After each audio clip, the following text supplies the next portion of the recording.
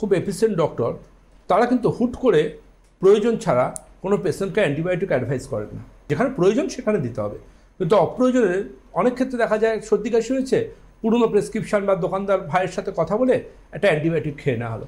এটা বিশ্বাস করবেন না, এই যে অ্যান্টিবায়োটিকটা খাওয়া হলো তখনকার মতো হয়তো তার কিছুটা উপকার হলো, কিন্তু ডাক্তারের পরামর্শ ছাড়া যে তুমি অ্যান্টিবায়োটিকটা খেলেন, এর এফেক্টে কিন্তু তার পেটের মধ্যে থাকা ভালো যে ব্যাকটেরিয়াগুলো কিন্তু তার পেটের মধ্যে উপকার করছে সেগুলোও মরে গেল। অসুখের জীবাণুটাও মরছে, তার সাথে ভালো উপকারী ব্যাকটেরিয়াগুলোও মরছে। তাহলে উপকারী ব্যাকটেরিয়া আমাদের ইমিউনিটি বাড়ায়। উপকারী ব্যাকটেরিয়া যখন অ্যান্টিবায়োটিক খেয়ে মরে গেল, আপনি কিন্তু লক্ষ্য করে দেখবেন আপনি ওই সমস্যা আবার ভুগবেন, আবার আপনার ওই সমস্যা ফিরে আসবে, আবার আপনার গলা ব্যথা হবে, আবার আপনার কাশি হবে, আবার আপনার জ্বর হবে, কারণ বারে বারে ভুগবেন। কারণ আপনি যত পরিমাণ ডাক্তারবাবুর পরামর্শ ছাড়া ইচ্ছে মতো অ্যান্টিবায়োটিক খাবেন, তত কিন্তু আপনার রোগ প্রতিরোধ ক্ষমতা ক্রমশ ধূলিসাৎ হতে থাকবে।